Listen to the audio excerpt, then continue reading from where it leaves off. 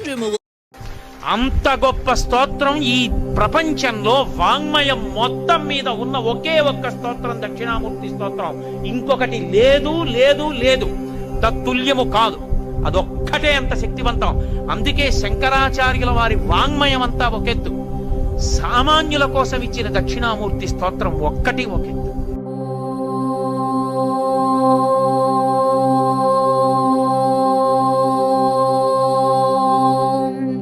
మౌనం వ్యాఖ్య ప్రకటిత పరబ్రహ్మతత్వం యువానం వర్షేష్ఠాంతే వసదృశే గణైః ఆవృతం బ్రహ్మనిష్టైః ఆచార్యేంద్రం కరకలిత చిన్ముద్రమానందరూపం స్వాత్మా రామం ముదితవదనం దక్షిణామూర్తిమీడే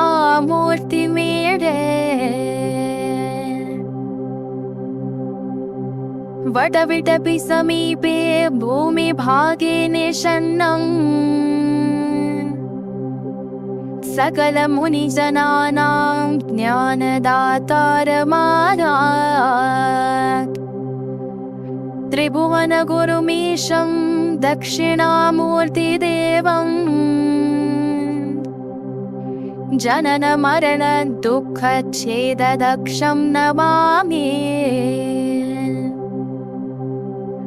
చిత్రం వటధరోర్మూలే వృద్ధా శిష్యా గురోర్యువా గురోస్తు మౌనం వ్యాఖ్యానం శిష్యాస్తు ఛిన్న సంశయాః నిధయే సర్వవిద్యానాం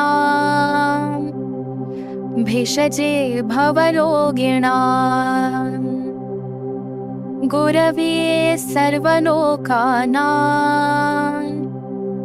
దక్షిణామూర్తయే నమః.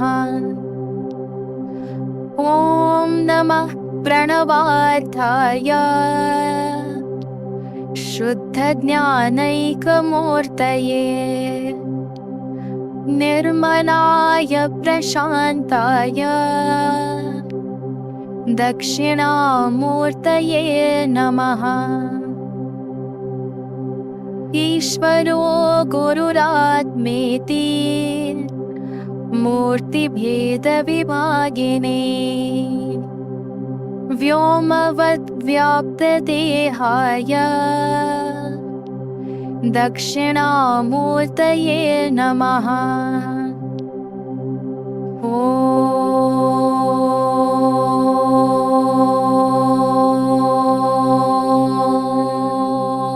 విశ్వం దర్పణ దృశ్యమాన నగరీ తుల్యం నిజాంతర్గతం పశ్యన్నాత్మని మాయయా బహిరివోద్భూతం యథా నిద్రయా యస్సాక్షాత్ కురుతే ప్రబోధ సమయే స్వాత్మానమేవాద్వయం తస్మై శ్రీ గురుమూర్తయే నమైదం శ్రీ దక్షిణామూర్తయే.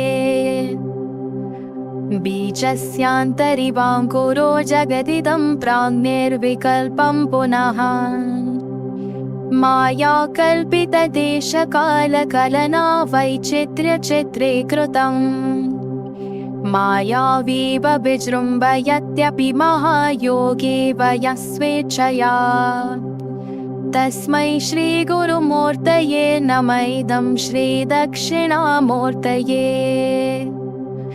యస్యైవ స్ఫురణం సదాత్మకమసత్కల్పార్థకం భాసతే సాక్షాత్ తత్వమసీతి వేదవచసా యో బోధయత్యాశ్రితాన్ యస్సాక్షాత్కరణాద్ భవేన్న పునరావృత్తిర్భవాంభోనిధౌ తస్మై శ్రీ గురుమూర్తయే నమైదం శ్రీ దక్షిణామూర్తయే.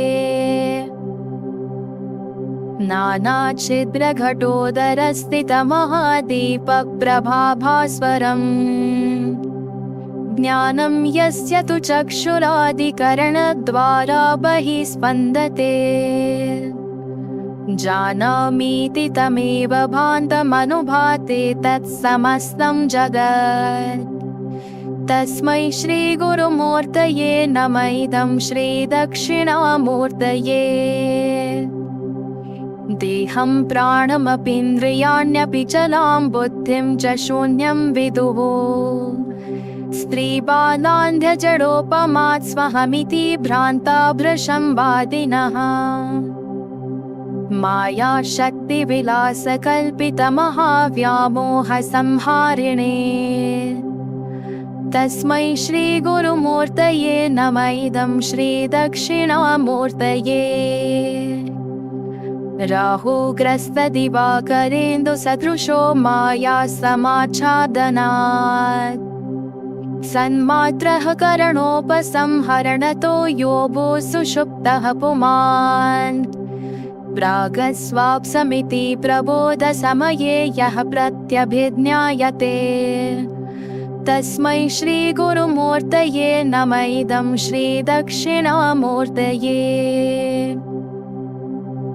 बाल्यादिष्वपि जाग्रदादिषु तथा सर्वास्वस्थास्वपि व्यावृत्तास्वनुवर्तमानमहमित्यन्तः स्फुरन्तं सदा स्वात्मानं प्रकटीकरोति भजतां यो मुद्रया भद्रया तस्मै श्रीगुरुमूर्तये नम इदं श्रीदक्षिणामूर्तये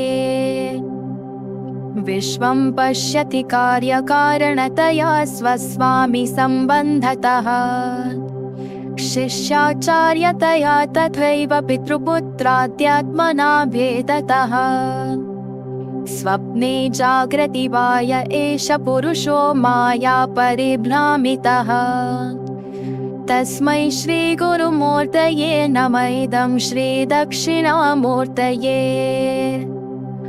भूरम्भांस्य नलो नीलोऽम्बरमहर्नाथो हिमांशुपुमान् इत्याभाति चराचरात्मकमिदं यस्यैव मूर्त्यष्टकम् नान्यत् किञ्चन विद्यते विमृशतां यस्मात् परस्माद्विभोः तस्मै श्रीगुरुमूर्तये नम इदं श्रीदक्षिणामूर्तये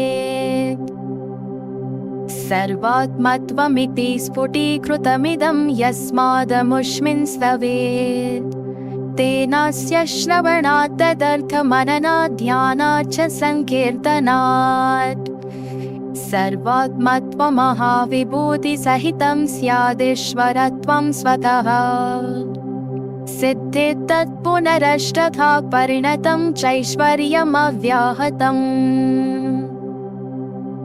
అంతేకాదు దక్షిణామూర్తి స్తోత్ర వైభవం ఏంటో తెలుసా? ఏల్నాటి శనిలో ఉన్నవాడు, శని వక్రించిన వాడు కూడా బెంగపెట్టుకోకర్లా. అంత గొప్ప స్తోత్రం ఈ ప్రపంచంలో వాంగ్మయం మొత్తం మీద ఉన్న ఒకే ఒక్క స్తోత్రం దక్షిణామూర్తి స్తోత్రం.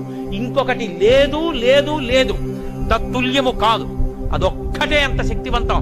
అందుకే శంకరాచార్యుల వారి వాంగ్మయం అంతా ఒకెత్తు, సామాన్యుల కోసం ఇచ్చిన దక్షిణామూర్తి స్తోత్రం ఒక్కటి ఒకెత్తు.